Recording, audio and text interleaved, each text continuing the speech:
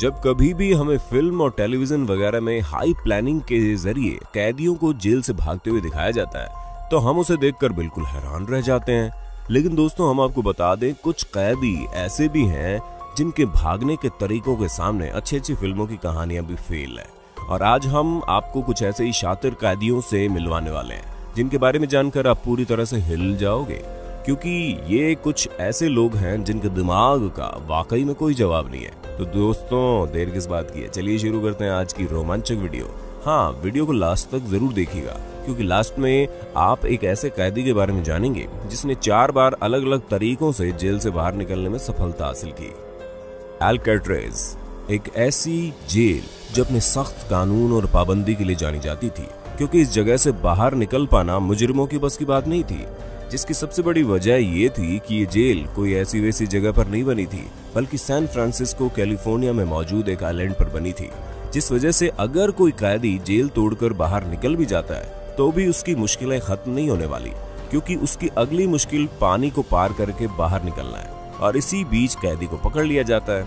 असल में आइलैंड पर जेल बनाई ही इसलिए जाती है ताकि कोई भी कैदी पानी के रास्ते से बाहर निकले तो उसे जल्द से जल्द पकड़ लिया जाए, क्योंकि जाहिर सी बात है कि जेल के ऑफिसर्स के पास नाव या फिर बाकी अन्य व्हीकल्स होते हैं ताकि वो निहत्थे कैदियों को आसानी से पकड़ सकें।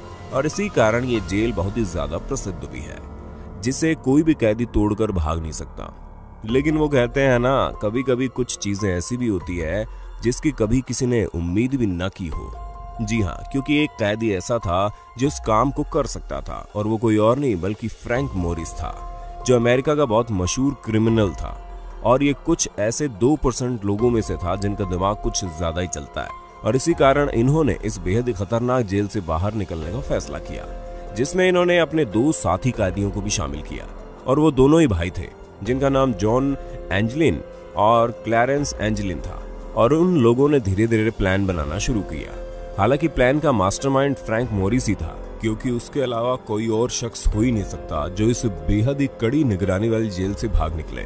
हम आपको बता दें कि मोरिस ने सबसे पहले ड्रिल बिट से कलेक्ट करनी शुरू कर दी, और फिर इन्होंने वैक्यूम क्लीनर की मदद से अपने दिमाग में कुछ ऐसी कारस्तानी की कि पूरी तरह से ड्रिलिंग मशीन की तरह चलने लगी।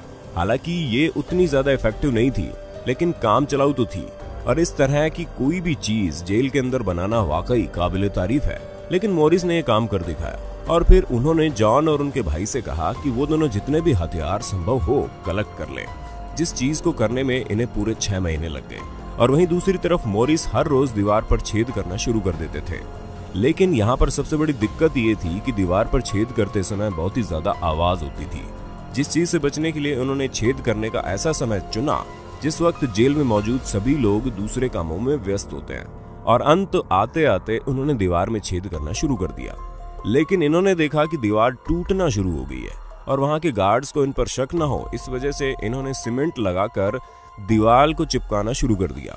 और एक समय आया कि सीमेंट पूरी तरह से चिपक चुकी थी, और फिर उन लोगों ने यह फैसला किया कि वो आज ही इस जगह से बाहर निकलेंगे। जिसके बाद इन्होंने उस चिपकी हुई दीवार को वापस से तोड़ना शुरू किया, और तोड़ने के बाद फ्रैंक मोरिस की मदद से ये लोग आइलैंड के बाहर निकल भी गए।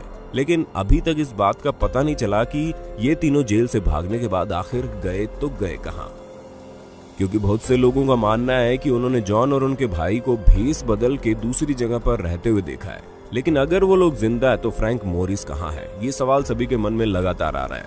लेकिन हमें तो नहीं लगता कि इस कांड के इतने सालों बाद अब वो मिलने वाले भी हैं। तो दोस्तों, आपको अपने होस्ट और दोस्त सैम की इस वीडियो में मजा तो आ रहा है ना? अगर आ रहा है तो साथ ही इस वीडियो को लाइक करते चलिए, ताकि इसी तरह के और भी शातिर चोरों को आप देख सकें।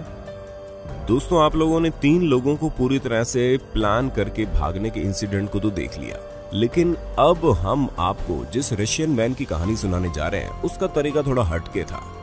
जी हाँ, रुस्तम शकरुडिनोव नाम के एक व्यक्ति जिन्हें जेल में चोरी का इल्जाम में लाया गया था, उनकी उम्र मात्र 25 साल की थी।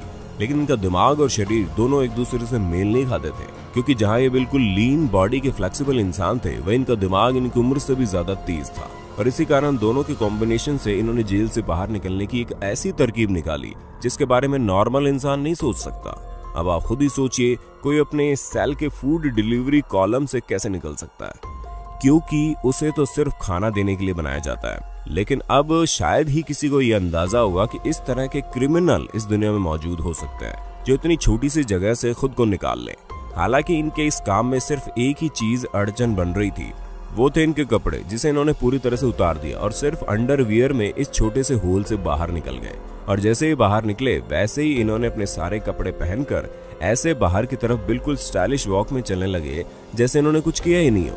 दोस्तों, वाकई अगर इंसान के शरीर में फ्लेक्सिबिलिटी हो तो वो इस तरह के काम करने में आगे होता है, जैसे कि इन्होंने कर दिखाया।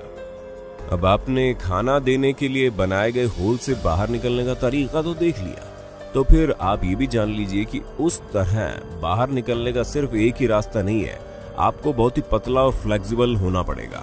आप योगा के जरिए भी इस तरह के कारनामे कर सकते हैं। जी हाँ, नॉर्थ कोरिया के एक जेल में बंद चोई गैप बुक, जो कि एक योगा मास्टर थे, इन्हें एक चोरी के इल्जाम में जेल के अंदर बंद कर दिया गया।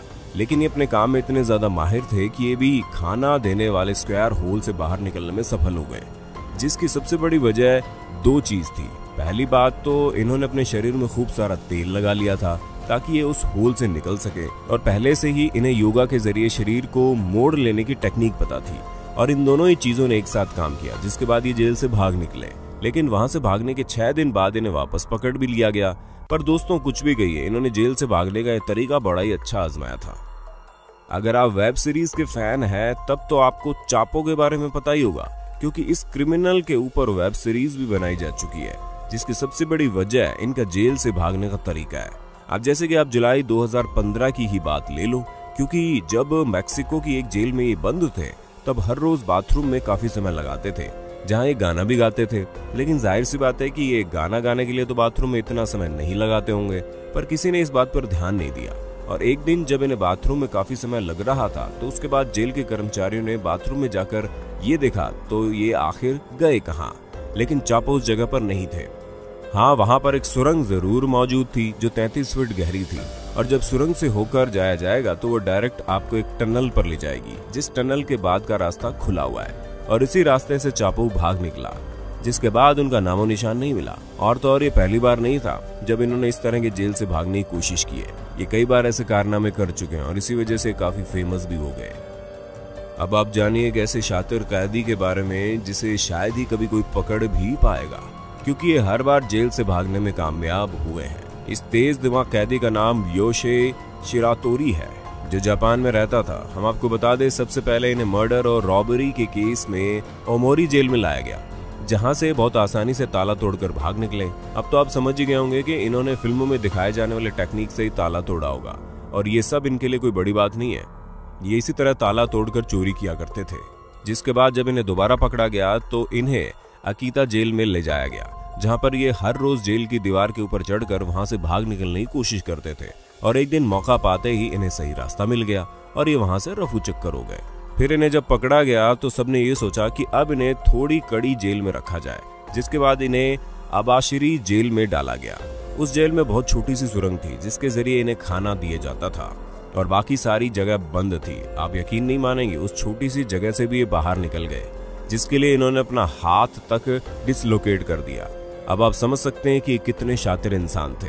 लेकिन दोस्तों, किस्मत खराब होने की वजह से इन्हें दोबारा पकड़ लिया गया और इस बार इन्हें सैप्रो जेल में बंद किया गया, जहां पर इनकी सेल के बाहर 6 लोग तैनात किए गए जो हर वक्त इनके ऊपर नजर रखते थे।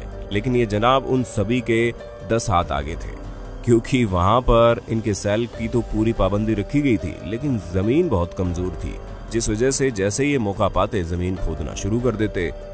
इसी वजह से इन्होंने जमीन खोदकर रास्ता बनाया और वहां से भाग निकले। हालांकि इसमें समय लगा, लेकिन भाग तो गए ना।